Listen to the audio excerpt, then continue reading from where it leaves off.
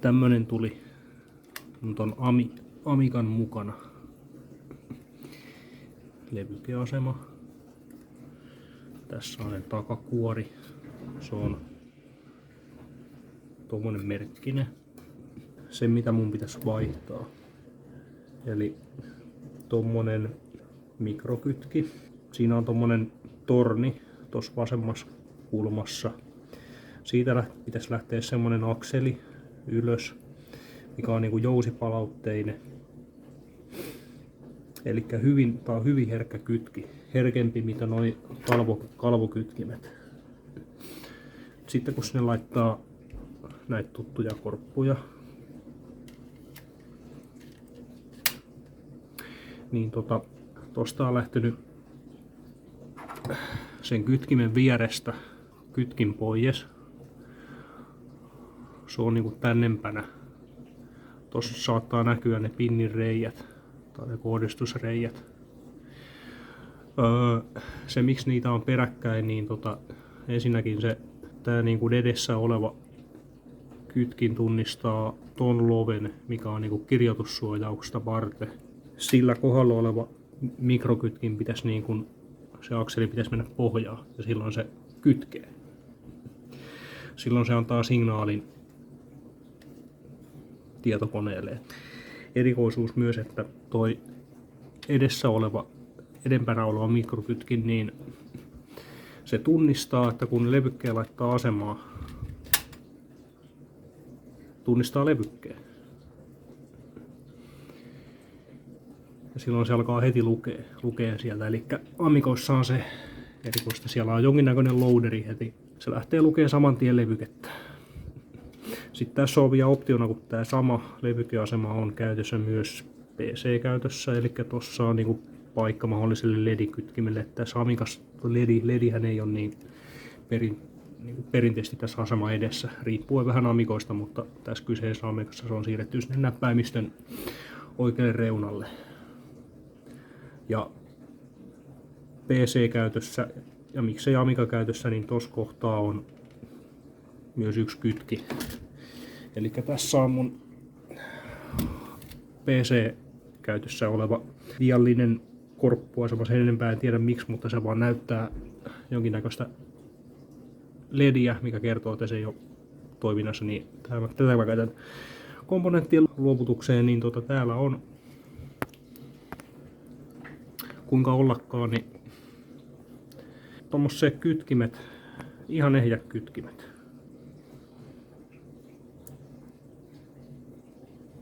Ehkä tässä se niinku huomaa, siellä on pieni jousikuorma. Se menee pohjaan ja sitten se palautuu ylös. Hyvin herkkä kytkin. Tämmönen toimii luovutuskäytössä. Tässä on se, että täällä on kytkimet. Siellä on tuolla ja tuolla. Sitten on myös tossa. Ja se miksi PC-käytössä on tolla puolella myös kytkin, niin tää levyke, tää on HD-levyke, High Density. Niissä on yksi lovi tossa, jos on Double Density levyke, eli ne mitä Amiga käyttää, niin tätä lovea ei ole ollenkaan. Eli silloin kun tänne työntää levykkeen, niin tää pitäisi tunnistaa, että siellä on Double Density levyke. Semmonen hienous vielä, että High Density levykkeitä pystyy käyttämään myös Amigassa. Eli se kirjoittaa niinku sinne samaan tapaan kuin se kirjoittaisi Double Density levykkeelle, mutta niiden toimivuus on vähän epävarmempaa. Mutta joo, eli tää on se PC-levykeasema. Joo, eli on näissäkin jonkinnäköinen tunnistussysteemi. Mutta Amigoissa on se, että se lähtee niinku saman tien niinku lukee sitä levykettä, kun se laittaa asemaan. Tässä levykeasemassa mä vääntelin, siinä on nämä raudat, tämmöiset raudat, ne oli väännetty niinku ihan erikoiseen asentoon. Vääntelin takaisin normaalisti, nyt se levykekin mahtuu ei naarmuta levykkeitä ja liukuu hyvin sinne paikalle. Vaihdetaan tonne uudet kytkimet tälle puolelle 2. Toi on siis irronnut. Tossa ei näe sitä akselia tossa taimaisessa. Sitten toinen, jostain videosta törmäsi, tossa on tommonen pintajuotos konkka. Mahdollisesti siihen voisi vaihtaa vastaavan arvoisen uuden konka. Sitten täällä piirilevyssä niin täällä on vähän kaiken näköistä. On jotain semmoista erikoista mähmää. Mä en tiedä onko se fluksia vai mitä. Mut kuitenkin on se itsessään hyvin likainen ja ihan kun näyttäisi, että joku ton mikropiirin pinneistä olisi jotenkin hapettunut, en osaa sanoa. Putsataan myös vähän piirilevyä. Tää hyvällä säkää niin tulisi vielä käyttömahdollisuutta. Sitten näissä on toi lukupää. Nää yleensä ihan kaikissa, missä on näitä tämmösiä magneettikalvoja. Oli sitten kasetti tai levyke tai korppu tai lerppu, niin lukupää on tärkeä pitää puhtaana. Että nykyään mulla on levykeasema emulaattori tän levykeaseman tilalla, mikä käyttää samaa väyläjohtoa ja siihen menee suoraan USB-kortit ja sieltä valitaan sopiva levykuva. Toimii niin kuin oikea levykeasema. Ja meillä onkin kolvi lämpimänä. Potilas odottaa siinä elinsiirtopöydällä.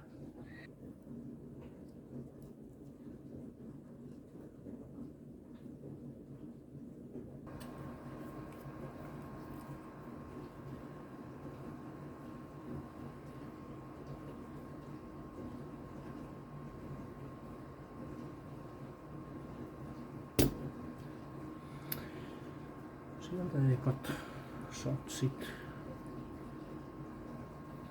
Tässä toi toinen puoli tosta.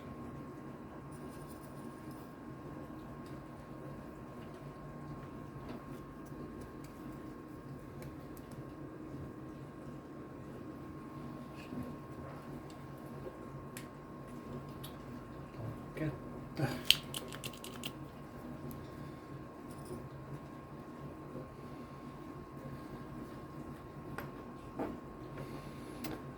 Se ei näy sinne, mutta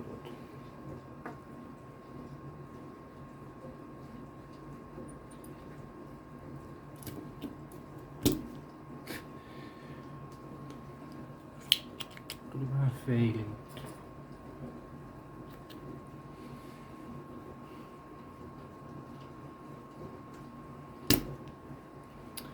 liekö esiintymisjännitystä.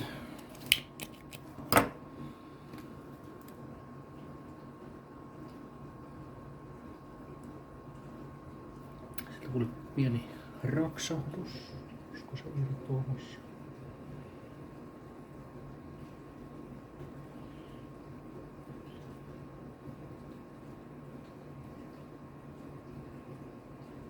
Ylös se ainakin nousee, hyvä näin. Sitten välillä toinen puoli ja siinähän se on.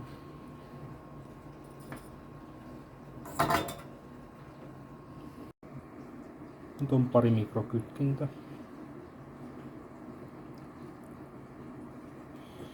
Hyvillä jaloilla, omilla jaloilla. Eli tässä on se Amigan asema. Mä otin täältä tän pääliraudan pois. Joo, ei hätää. Tossa on pienet laakerit.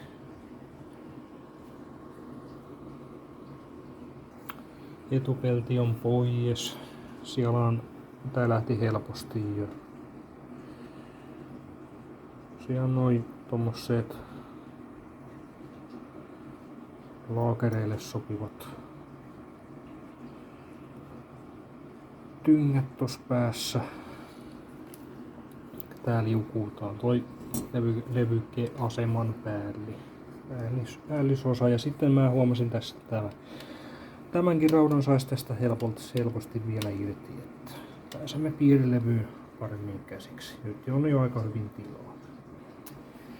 Ja sitten seuraava vaihe, eli tämän irrotus.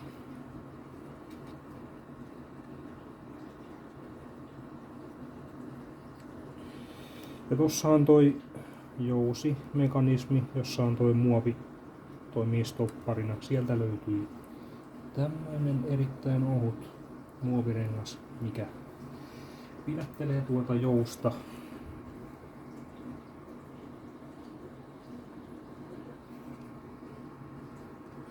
Kiinni. Ja nyt saamme jousen tosta irti.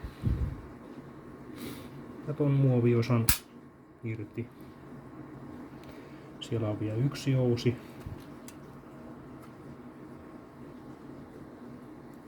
Tuolla. Minkä voimme myös varmasti irroittaa.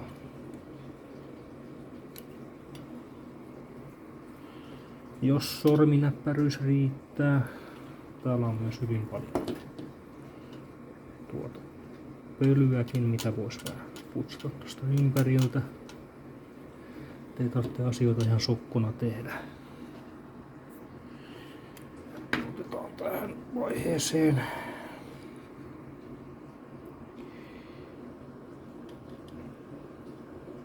kokeiluun.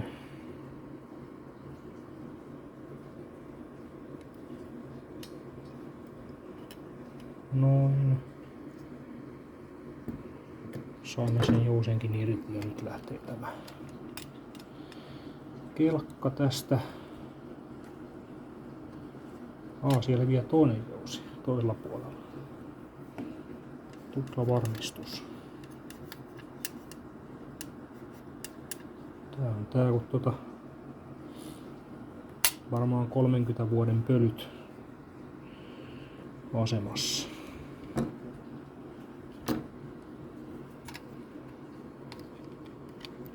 Samaan tapaan. Hillävaraisesti. No joo. Hyvä. Hätiköidyt ei nyt tässä kuitenkaan mitään kelloseppiä olla ammatiltaan, mutta pyritään rauhalliseen ja vakaaseen työskentelyyn.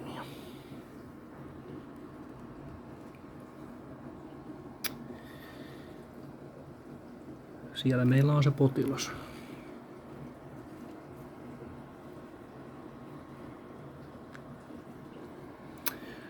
Tuossa näet, mihin tulee uusi varaosa.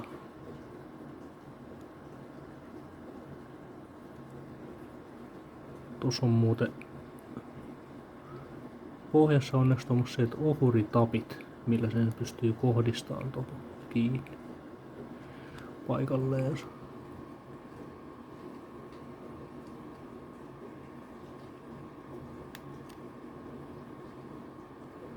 se tappi vähän likainen tai jotain?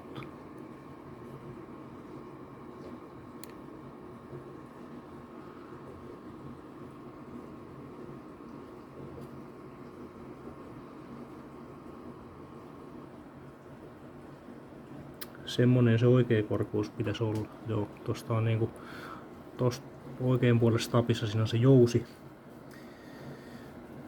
Jousi vielä paikallaan, mutta tapista ei enää mitään jäljellä. Periaatteessa siihen voisi korjata, liimata jonkun pienen tikun pätkän. Se olisi ehkä sillä niinku käyttökelpoinen vielä.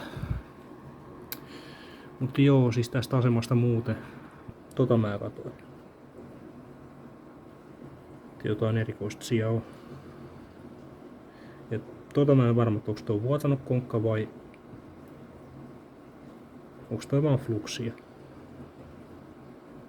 Mut jos koitetaan nyt ensimmäiseksi, niin putsataan paikat hyvin ja otetaan noin uudet kiinni, niin katsotaan miltä näyttää sitten. No niin, nyt on huomattavasti puhtaammat paikat. Ihan kaikki, no kyllä siellä sitä fluksia oli jo. Pölyä pyyhin, sitä lähti hyvin. Käytännössä niinku tuolla vanupuikolla moppasin tän koko. Ja vähän hammasharjalla sieltä mistä pystyy ottaa. Toi väli oli niinku kaikista likasin. se jotenkin kieli, että onko toi niinku vuotanut. Tosta kyllä hankasin rajusti. Kokisin, että aika hyvin sain niinku tavaraa pois.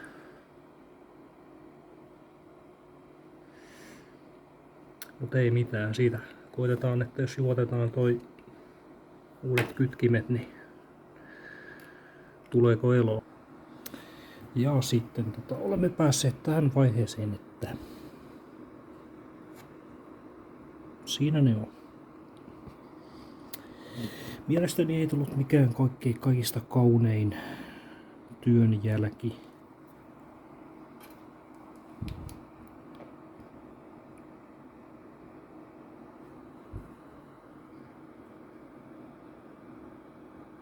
Vähän tuntuu, että noi jalat jäi hieman, en nyt sanoisi sivuun, mutta jotenkin, että juotus olisi jäänyt liian kylmäksi. Tai tuntuu, että ne ei sulanut kunnon noihin siihen pintaan, levyn pintaan, kontaktipintoihin.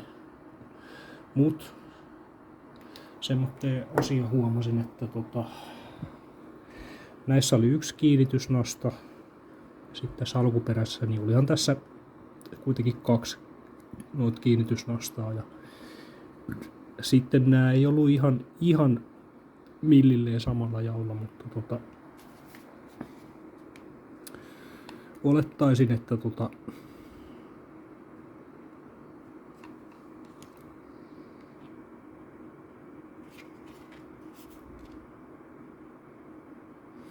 kyllä se asian saa. Ja joo, kyllä mä testasin noin toimivuudet, niin periaatteessa voisi kokeilla, kun niinku diagnoosi on tekemättä tästä aseman toimivuudesta, että ainakin omistajan mukaan se ei lue levykettä, mutta olettaisin, että tämä pyörii.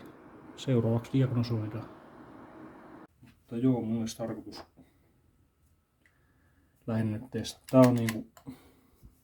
Tää on nyt kasattu ja vähän voideltukin tietystä kohdista.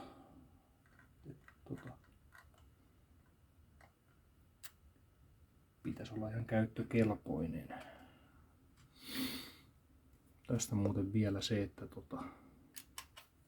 nämä kaapelit tässä on just niin kuin määrämittaisia. On kyllä ajateltu tässä näiden valmistuksessa, ettei yhtään niin kuin ylimääräistä käytetä. No joo, minusta tämä asema on niin kuin lähelle alkuperäistä paikkaa. Tietysti kaikki kiinnitykset puuttuu, mutta olisi tarkoitus testata, että miten moottori surraa ja niin poispäin. Katsotaan. Okei, joo, eli nyt mä käänsin ton keksinnön nyt toiseen asentoon, eli täältä mä laitan levykkeet asemaan. Taas tosta meidän tää testilevyke, missä ei ole niinku mitään sisällä, mikä ei tässä toimi, mutta lähinnä testataan sitä toimivuutta. Täytyy jossain kohtaa jostain katsoa jonkinnäköinen levyke. Tätä hommaa pystyy testaamaan. Mä laitan virrat päälle.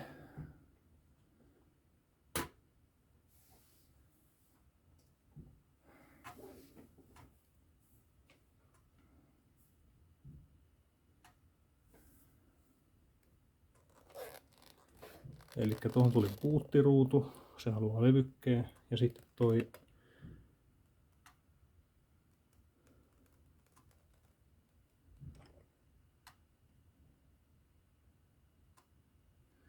tekee tämmöistä ihan hienoa naputusta. Minusta tää on ihan normaali.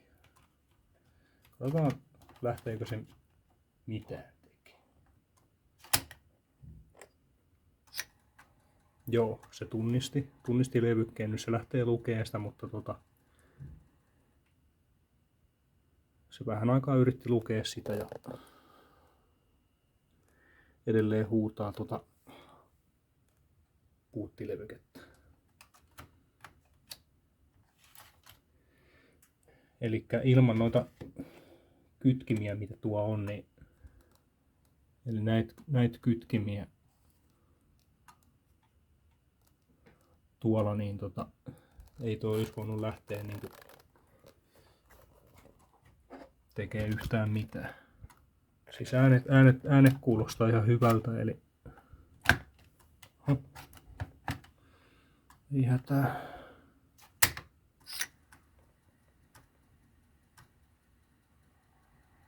Joo.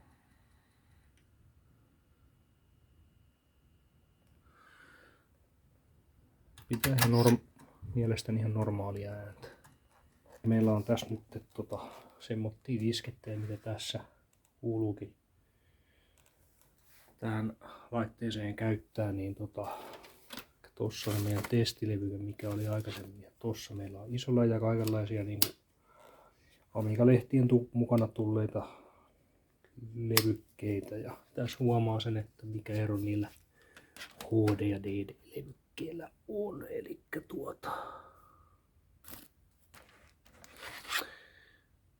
tossa kulmassa ne ei paista päivä läpi, tosin kuin tossa.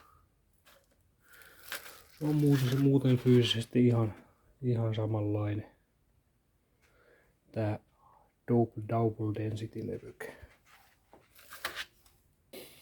Mut joo, tää on ihan hyvin toimiva tämmönen testikorppu. Mun mielestä tää pitäisi. Kyllä kaikki taitaa toimia, mutta kyllä mun käsittääkseni tää pitäisi toimia Amiga 500. Nyt on virta päälle. Siellä levykin asema alkaa pitää sitä naputusta. Ja katsotaan miten se lähteekö se oikein sieltä mitään.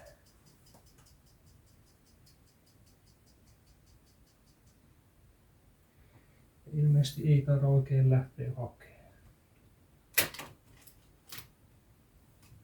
Vaikka tuntuu, että se jotain siellä yritti tehdä. Onko tämä laite kuitenkin sitten mykkää? Sieltä toinen levyke. Ja sieltähän löytyy jotakin.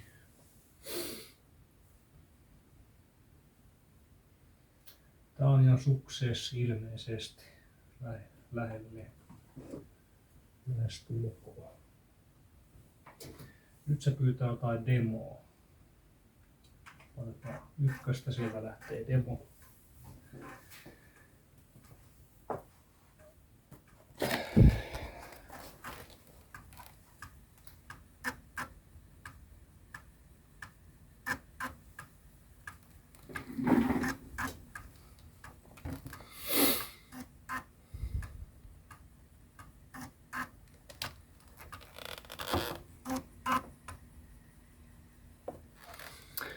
Ja sieltä tuli, latas vissiin ihan hyvin. Jonkun Harlekin jonkun tämmöistä peli, mutta siihen liittyvä demo. Nyt täytyy kokeilla tosta, että toistaiseksi tää ei reagoi mihinkään. Onko siellä luku päällä? Voihan se olla, että nämä levykkeetkin on vaan sen verran vanhoja, että siellä on joku pimeä sektori, mitä se nyt pystynyt lukemaan. Ja sitten se jää ikuiseen looppiin. Mun täytyy sitä vielä miettiä. Ainakin tuossa palaa kumpikin valo, virtavalo, HD, tai siis toi drive-valo palaa. Latasin sen äskeisen levykkeen uudestaan ja kokeilin sen toista ohjelmaa. Ja muutaman kerran se teki drive read erroria ja pyysin sitä retryä muutaman kerran. Kyllä se sitten suostui lukee sieltä sen toisen ohjelman. Ja 30 vuodella vanhat laitteet, niin kyllä ne vaan vie. Jos ei ihan surkealla pidolla, niin kyllä ne vaan vie pelit.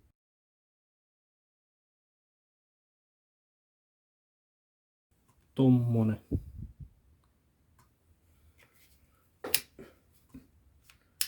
Vuodelta 1991.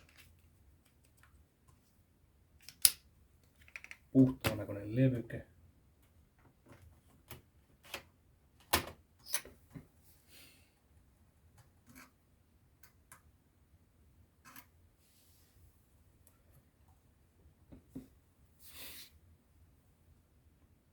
on tuo Hudson Hawk. Mä joskus pelaan sitä Commodorella. En ole täällä Amicalla.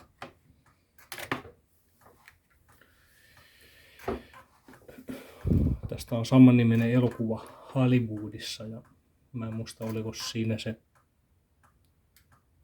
kun nuo näyttelijät menee, ja oliko se dementoitunut se, itselläkin kohta dementtiä. Siis toi Bruce Willis.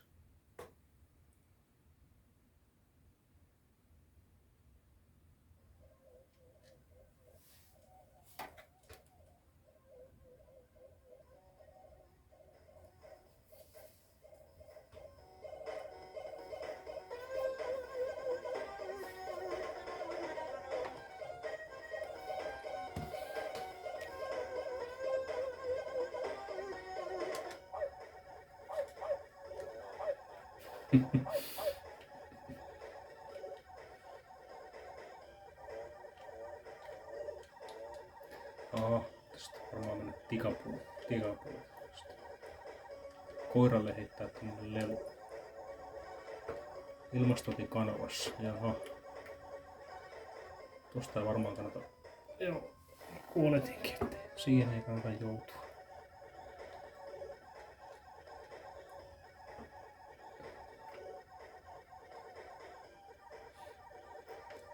Saaks tää jotenkin oikkari, jos ne... Jaha. Shot. Mikä shatti tuo nyt sitten? No, en tiedä. Noni. Se oli lyhyellään se.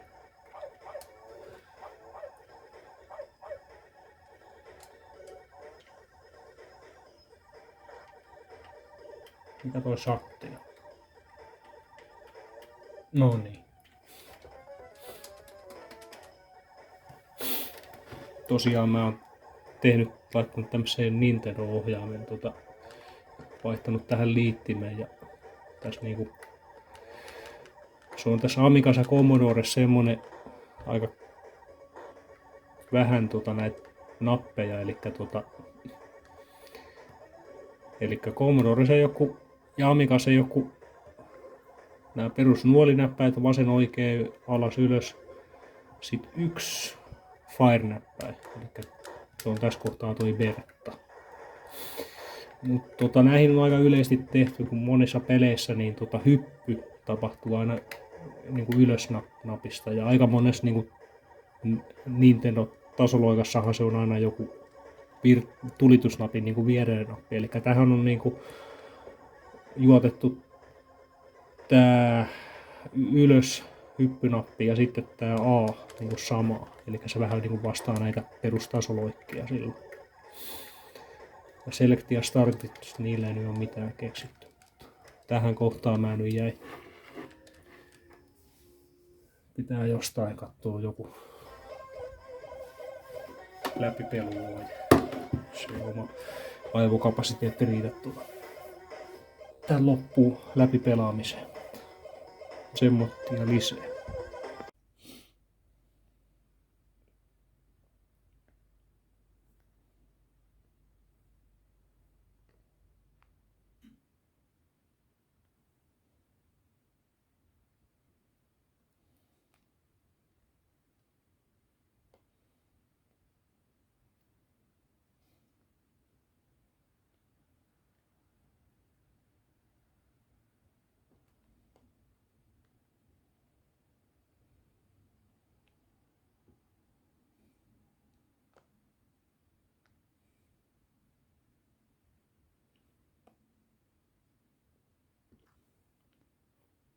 Joo, siinä on eka tuloste tällä ikinä.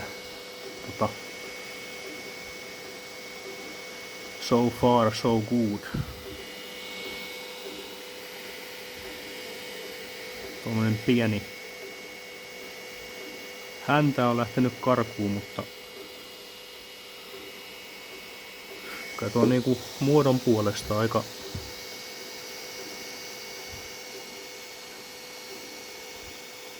erehdyttävästi samannäköinen on.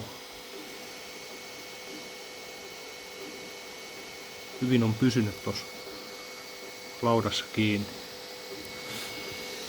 Otti vähän vauhtiraitaa tosta, mutta se nyt tuskin mitään haittaa. Ainakin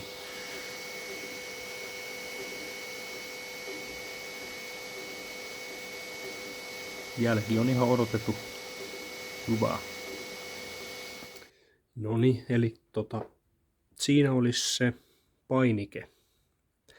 Ja kuten näkyy, niin nämä mun kaikki variaatiot, mitä mä oon tulostanut, koittanut mallintaa vähän kestävämmän siitä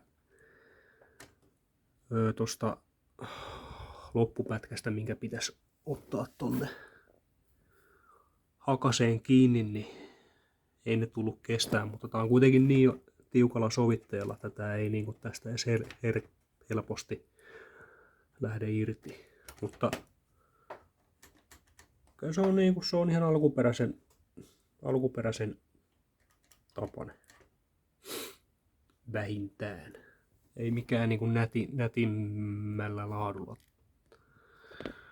oleva yksilö, mutta mitä nyt tuolta laitteelta voi odottaa, niin semmoista saa. Totta kai jotain tulostusasetuksia ja eri materiaaleja voisi saada vähän parempaa kiinni. Joo, ehkä tää on vielä vähän tämmönen, että multa puuttuu tästä tukia. Toisen puolen semmonen tuki rauta, mihin mä ajattelin vielä tehdä vastaavan korvikkeen. Mutta ainakin meillä on toi painike nyt tossa.